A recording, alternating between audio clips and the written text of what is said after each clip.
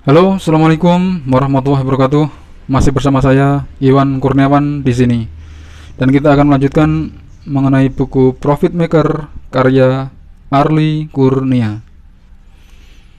Di halaman 55, Dasar Profit Maker, Cash and Carry. Seorang berusia hampir 50 tahun datang ke rumah dan bercerita tentang hutangnya sebesar 10 miliar di berbagai tempat. Saya pikir dari penampilannya, beliau terlihat sangat sukses dengan mobilnya, kemeja yang dia kenakan, jam tangan mahalnya, dan cara berbicara yang sangat santun dan tertata. Ya, saya pikir mungkin hutangnya 10 miliar, tapi bisnisnya besar dan jalan. Saya pikir ini orang yang pandai mengelola hutang dan mengembangkan bisnisnya, seperti dugaan orang pada umumnya. Nah, saya tanya detail bagaimana 10 miliar hutangnya bisa terjadi. Ternyata berawal dari 7 tahun yang lalu ketika beliau berbisnis suplai beras ke sebuah supermarket ternama di negeri ini. Tidak hanya beras, tetapi juga sayuran dan buah-buahan. Awalnya 600 juta hutangnya dalam bentuk rekening koran atau bayar bunganya saja. Kemudian sistem bisnisnya dengan pembayaran tempo 2 bulan, seolah-olah peluang yang cerdas dengan menggunakan uang bank untuk modal usaha. Tetapi yang terjadi adalah suplai 100 juta barang, kemudian 2 bulan baru dibayar. Supermarket minta barang 200 juta. Suplai 200 juta barang, kemudian 2 bulan baru dibayar, dan lagi-lagi supermarket minta tambah 400 juta, dan seterusnya. Ya, beliau mensuplai tidak hanya satu jenis barang, melainkan beberapa jenis barang. Alhasil, di tahun berikutnya, RK diperpanjang dan ditambah lagi hutangnya untuk mencukupi kebutuhan. Nah, ini sering terjadi di banyak pengusaha, terutama pengusaha pemula, yang hanya diakali pemain retail dengan mensuplai barang, kemudian dibayar tempo, dan tidak jarang uangnya diputar oleh retail. Jadi meskipun barang yang disuplai sudah laku, tetap saja mereka perlu tambahan dana, dan terus-menerus terjadi seperti itu. Pendeknya, proses ini berlanjut sampai 7 tahun. Hutang RK dengan jaminan rumah di tepi jalan tersebut terus-menerus diperpanjang sampai di sejumlah 8 miliar dengan syarat pembayaran bunga 90 juta per bulan. Beliau juga mengakui memiliki pinjaman lain di bank senilai 2 miliar dengan jaminan sertifikat rumah dan tanah. Awalnya memang dari suplai barang dengan pembayaran tempo dan untuk mengejar besarnya bunga, maka beliau berpikir untuk berbisnis properti di beberapa lokasi. Ya, sudah jatuh tertimpa tangga. Bisnis propertinya mandek karena urusan perizinan yang rumit dan semakin menambah masalahnya. Ini hanyalah sebuah contoh yang kita sering temui di masyarakat, yaitu dengan pembayaran tempo yang kita lihat sebagai peluang, tetapi sebenarnya menurut saya pembayaran tempo ini tidak baik. Mengapa demikian? Karena sistem pembayaran tempo dan konsinyasinya atau titip barang akan membuat produsen memproduksi sesuatu yang belum tentu akan laku. Mengapa marak bisnis dengan pembayaran tempo? Bahkan supplier yang bersaing saling berlomba memberikan kelonggaran pembayaran yang lebih lama lagi. Nah, ini adalah persaingan setan yang tidak ada yang akan menang. Bagaimana prinsip profit maker? Yaitu dengan melakukan transaksi secara tunai atau cash. Lanjut halaman 59. Transaksi tunai yang menyelamatkan UKM produsen sepatu di Magetan.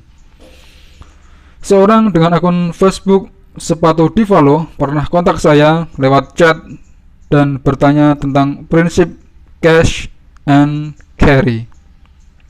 Duit cash, barangnya carry. Dia bertanya bagaimana bisa cash and carry untuk produsen sepatu, yang mana dia merasa harus punya tambahan modal setiap omset naik. Maka saya coba bedah bisnisnya dengan beberapa pertanyaan. Yang pertama, Pak, apakah semua konsumen membayar tempo itu lancar? Jawabannya tidak. Kemudian yang kedua, Pak, apakah mudah mengatur uang yang belum Anda terima? Hanya menghitung catatan dari waktu ke waktu? Jawabannya tidak. Maka dari pertanyaan-pertanyaan di atas, saya bisa menyimpulkan bahwa sebenarnya omset dari pembayaran tempo belum real. Nota piutang 100 juta belum tentu akan cair 100 juta di waktu yang ditentukan. Sedangkan pengeluaran sudah pasti dikeluarkan, baik bahan baku, ongkos produksi, transportasi, dan gaji karyawan. Prinsip bisnis yang seperti ini adalah pemasukan tidak pasti dan pengeluaran pasti.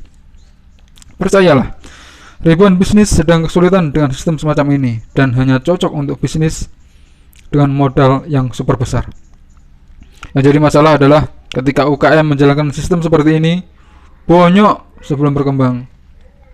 Nah, maka saya menyarankan kepada sepatu di Valo untuk hanya melayani yang tunai dengan mengambil margin keuntungan yang lebih kecil. Ikhlaskan yang ruwet-ruwet, manfaatkan sumber daya yang ada untuk melayani yang mau tunai saja. Nah, mungkin Anda berpikir dengan cara tersebut maka pembeli akan lari dan mencari yang bisa tempo. Ya, betul sekali. Memang itu yang saya harapkan. Pembeli yang tidak pegang cash jangan dekat-dekat. Ingat bahwa saya adalah profit maker, mencari keuntungan, dan keuntungan itu cash, bukan piutang. Ya, dengan cara ini pelanggan sepatu di Valo semakin sedikit, tetapi mereka membayar secara cash atau tunai.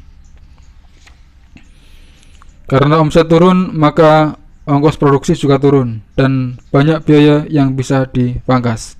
Itulah real business, bukan dengan berharap omset fiktif yang tidak ada gunanya. Ini adalah bisnis. Ini adalah prinsip bisnis terpenting yang saya terapkan di setiap usaha saya. Hasilnya adalah kami menghitung uang, bukan hanya nota catatan piutang yang sulit sekali menagihnya. Kalau uang cash akan lebih mudah dikelola, dibagi sesuai posnya, dan diinvestasikan ulang. Mengapa bisnis saya semakin berkembang? Karena saya menginvestasikan uang tunai ke dalam bisnis saya, baik untuk penambahan bahan baku maupun budget marketing. Lanjut halaman 62. Mindset cash and carry menyelamatkan seorang kontraktor dari hutang 750 juta. Seorang berambut acak-acakan dengan wajah kusut menghampiri saya di sebuah acara di kota Solo. Dia bilang, "Mas, pokoknya saya harus bicara ini sama jenengan. Saya sudah nggak tahu mau berbuat apa lagi." Setelah membaca 30 hari bebas hutang, dia bilang bahwa semuanya logis dan dioptimis bisa menjalankan. Cuman perlu bicara tentang masalahnya yang terlilit hutang sebesar 750 juta karena terjebak sistem rentenir. Betul sekali, sangat mencekik karena setiap bulan harus menyediakan bunga minimal 40 juta rupiah. Beliau bernama Agus Wijaya, orang Demak yang sedang menggarap proyek pembangunan properti di Bali, Palembang, dan Makassar. Hutangnya berawal beberapa tahun lalu. Setiap memulai proyek, beliau pasti cari pinjaman modal. Nah, selesai proyek, entah kenapa hutang tidak selesai. Analisa saya, karena setiap bulan berbunga dan keuntungan proyek habis dimakan bunga, bahkan minus. Kemudian dia dapat proyek baru untuk menutup minus proyek sebelumnya, dan seterusnya terjadi. Setelah bertemu saya, beliau mengikhlaskan mobil dijual, tanah dijual, dan apapun yang menyebabkan kredit dijual sampai tidak ada angsuran. Nah, setelah itu Mas Agus gak punya angsuran lain selain ke rentenir, tetapi juga tidak punya modal jika sewaktu-waktu dapat proyek.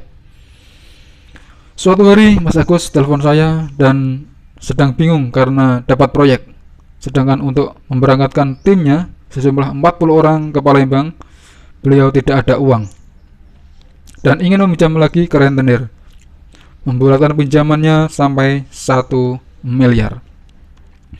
Lalu saya beri saran, minta saja sama yang ngasih proyek, kalau dia punya uang harusnya ada pembayaran sekian persen di depan.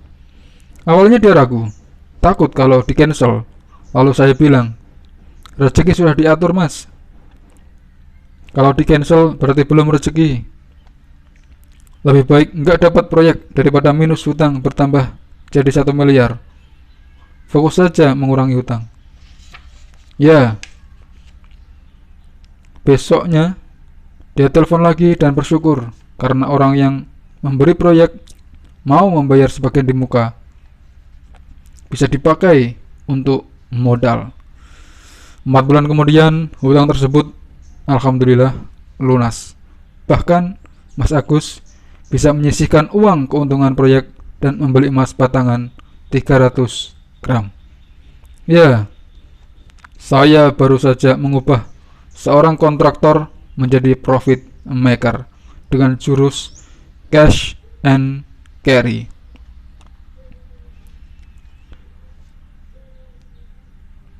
Terima kasih masih menyimak video saya sampai saat ini.